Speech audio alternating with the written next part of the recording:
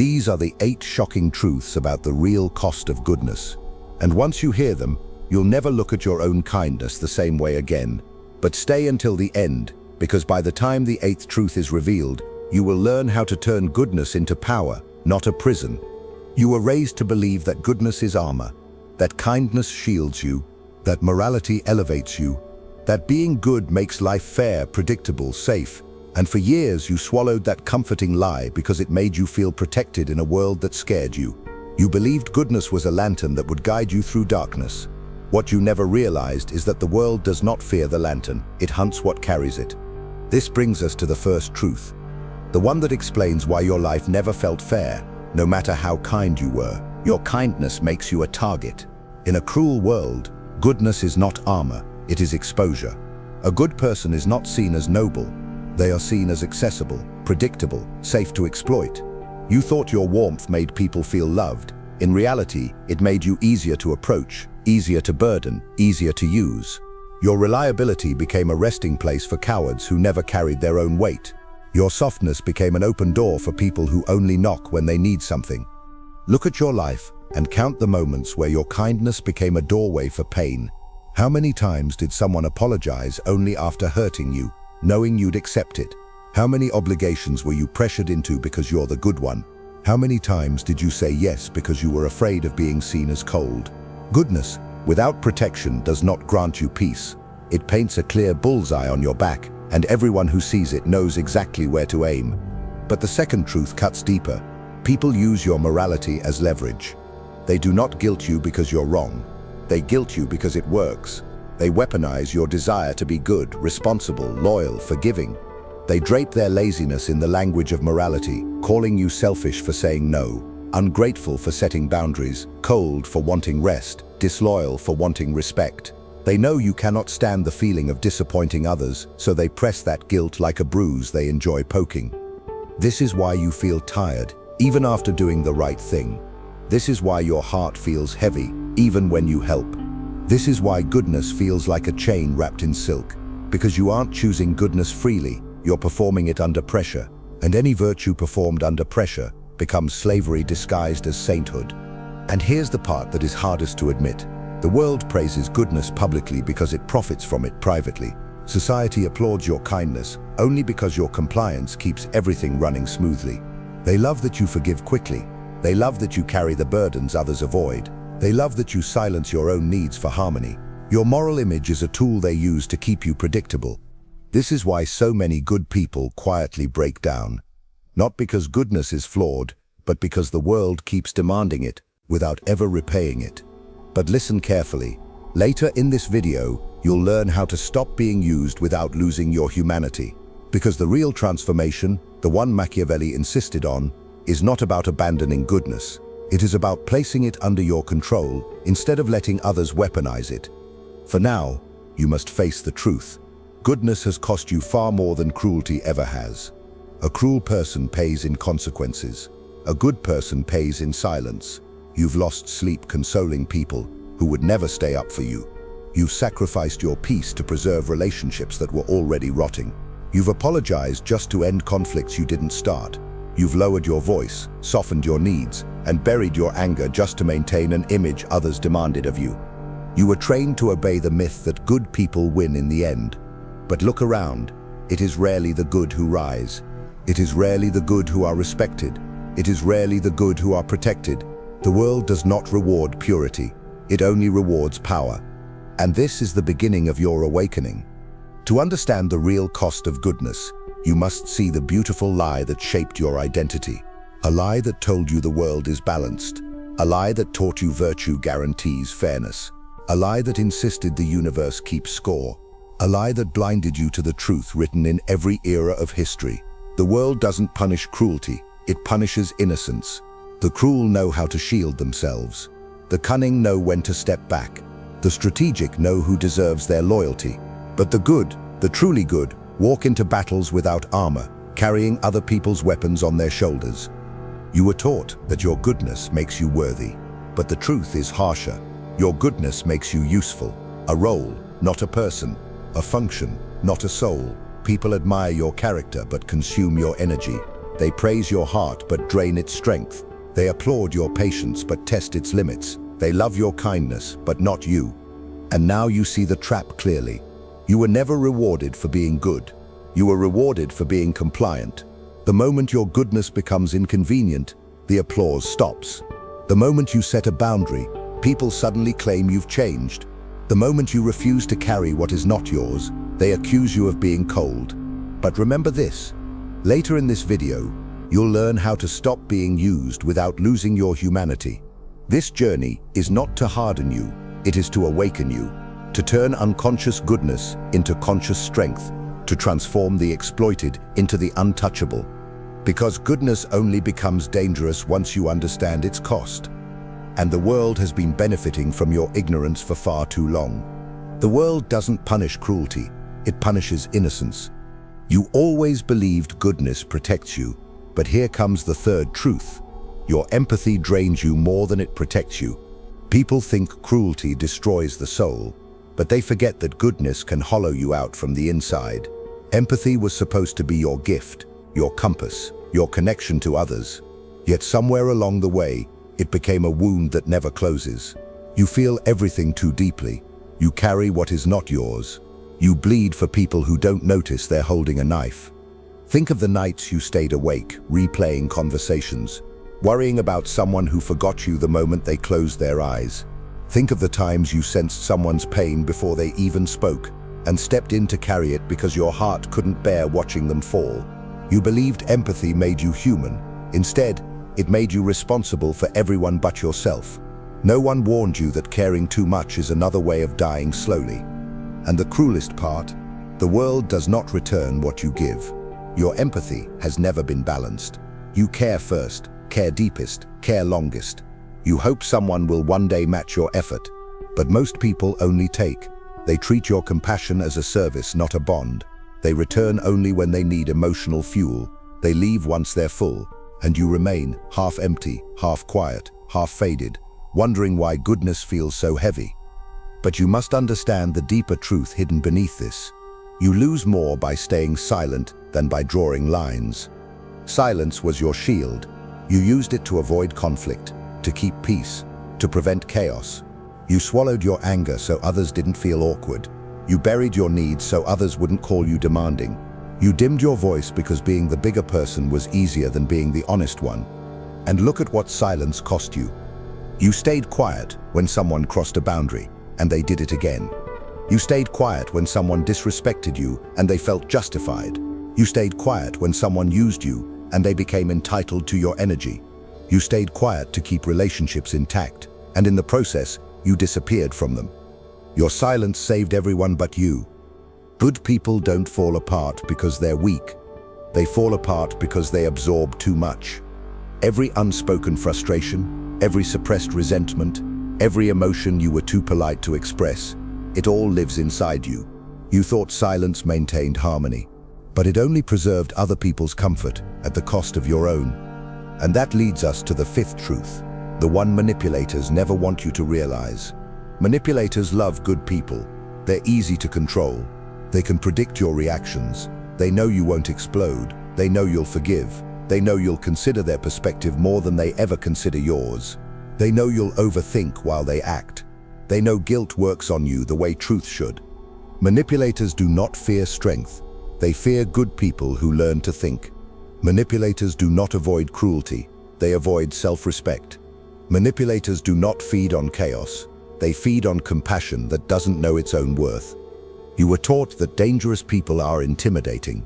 No, dangerous people are strategic. They identify the softest souls, the most selfless hearts, the gentlest spirits, and they make them believe that giving more is the only way to be loved. And so you give, and give, and give, until you become unrecognizable even to yourself. But don't worry, later, you'll learn how to keep your empathy without letting it be used as a weapon against you. You'll learn how to speak without apologizing for breathing. You'll learn how to draw lines that don't require explanation. Empathy is not the enemy. Lack of boundaries is. Right now, you must confront the truth you've been avoiding. Your goodness has been punishing you quietly, consistently, relentlessly. Not through dramatic betrayals or loud heartbreaks, but through erosion. You've lost yourself grain by grain, saying yes to things that drained your life force inch by inch. You didn't collapse from a single blow. You collapsed from 1,000 small leaks. Every time you put someone else before yourself, a crack formed. Every time you ignored your instincts to protect someone else's feelings, a piece broke. Every time you forgave without being asked, you chipped away at your self-respect. This is the silent punishment of goodness. You suffer privately for virtues you express publicly. But you stayed because you believed it made you noble. You endured because you believed the world eventually rewards the patient. You lowered yourself because you believed humility was holy. And yet, the more you lowered yourself, the more people stepped on your back as if it were a staircase to their convenience. You must see what has been happening all along. You were not chosen for your goodness. You were selected for your compliance. The world does not ask for good people. It asks for useful ones. It does not seek kindness. It seeks obedience. And as long as you continue mistaking silence for maturity and empathy for obligation, you will remain the perfect servant to people who would never serve you. But your awakening has already begun. You are no longer the unconscious giver, unaware of how the world drains you.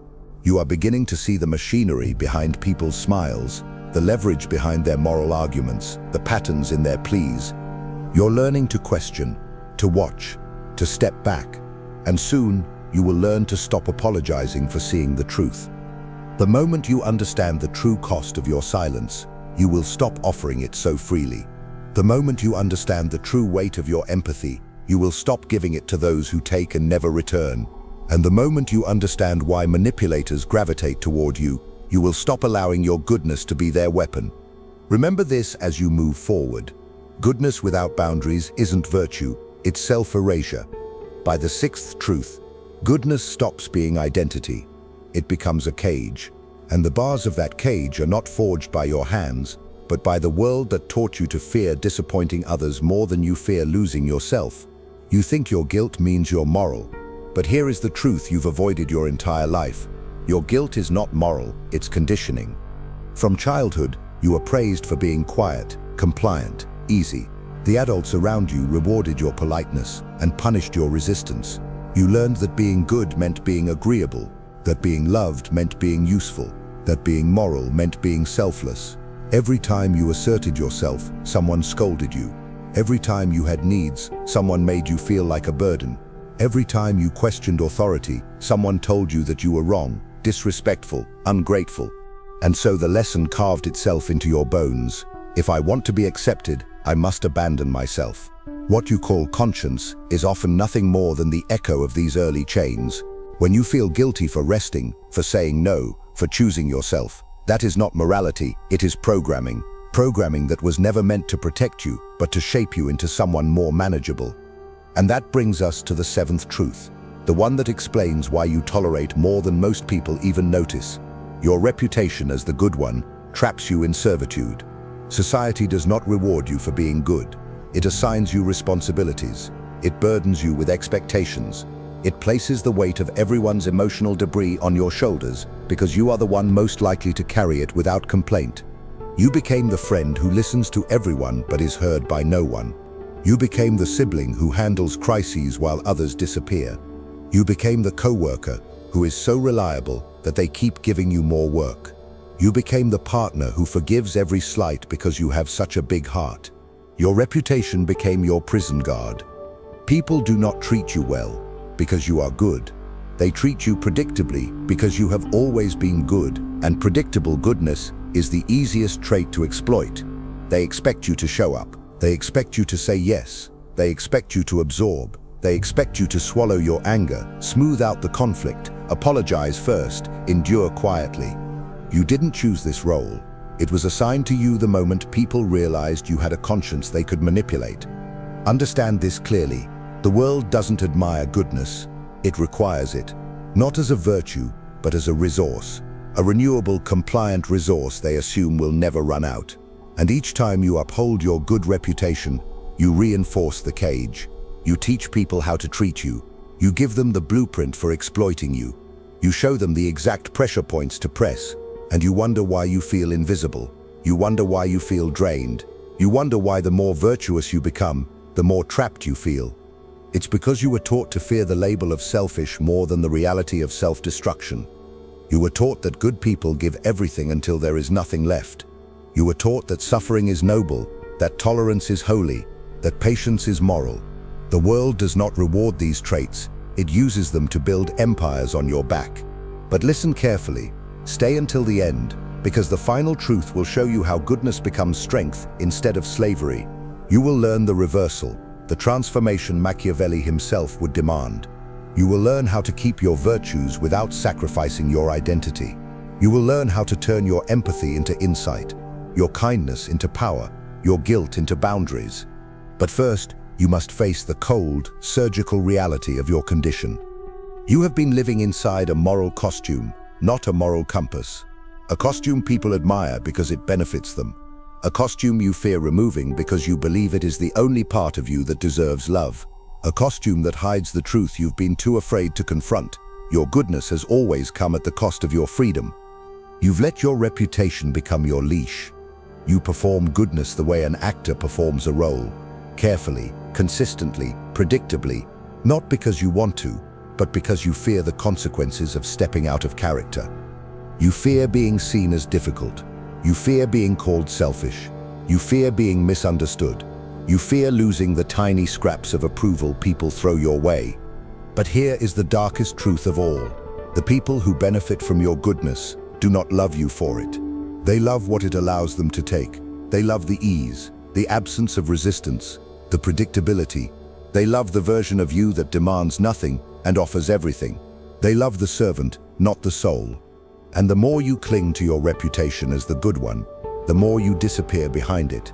Your real needs, real desires, real boundaries, all dissolve under the pressure of maintaining the image. You don't speak because it's not worth the conflict. You don't assert because they didn't mean harm. You don't walk away because they need me. But ask yourself, who needs you when you are broken? Who carries you when you collapse? Who protects you when you fall silent?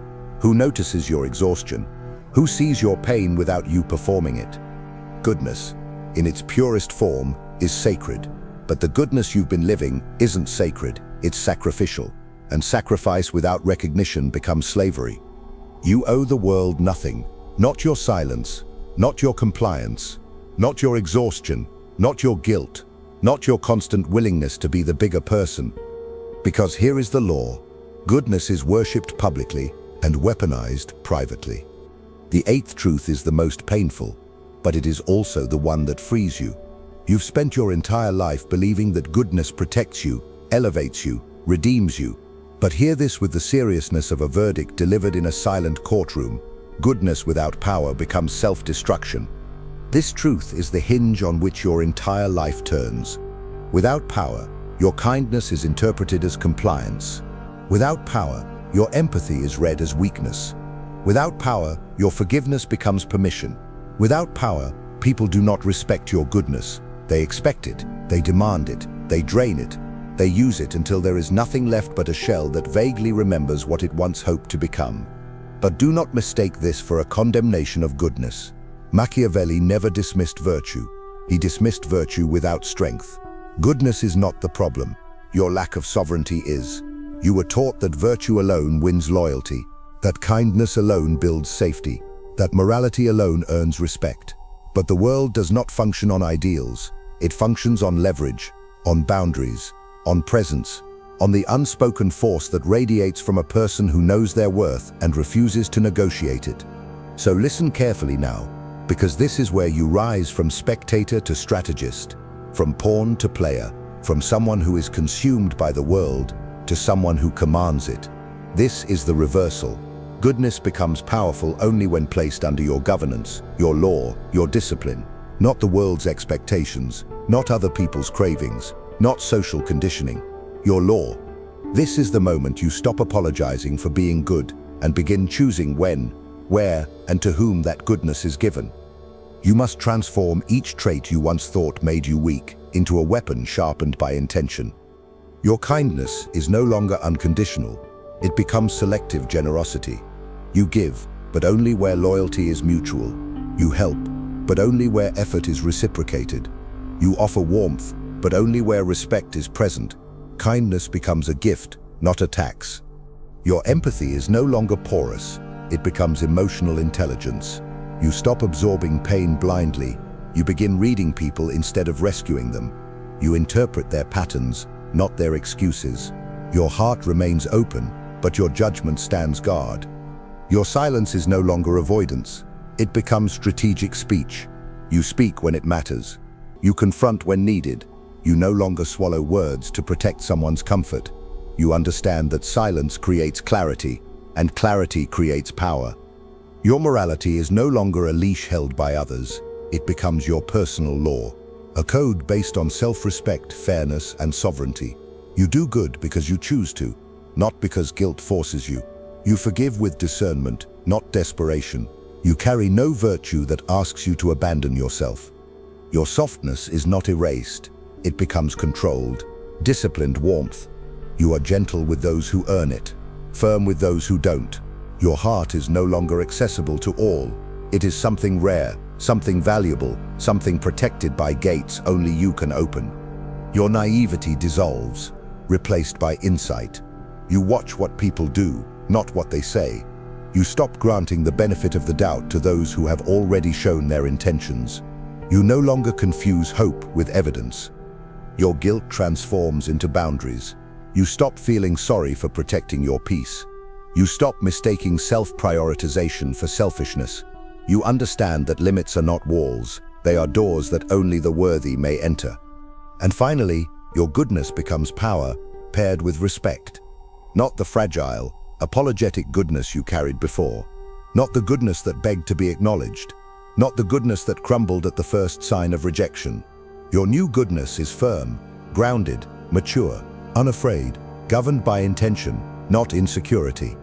This is the birth of strategic adulthood, the moment innocence meets clarity and goodness meets strength. You do not need to become cruel to survive. You do not need to betray your nature to gain power. You simply need to place your virtues under your protection, not the world's appetite. And when you do, your entire life recalibrates. People who once drained you will fall away because you are no longer their well. People who once manipulated you will retreat because you are no longer their puppet. People who once underestimated you will freeze because you no longer apologize for existing. People who once used your goodness will panic because you now control when it appears. This is the shift that frightens manipulators the most. A good person who becomes conscious, a kind person who becomes selective, a patient person who becomes principled, a gentle person who becomes sovereign. Goodness under power is not just respected, it is feared, admired, and followed. Goodness under power builds kingdoms, not cages. Goodness under power cannot be exploited, it can only be honored. And so you must engrave this into your mind like law carved into stone. Goodness was never the problem.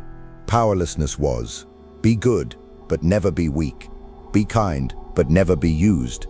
Be moral, but never be controlled. That is the Machiavellian way. In a world built on strategy, goodness is only respected when it stands on the throne, never on its knees.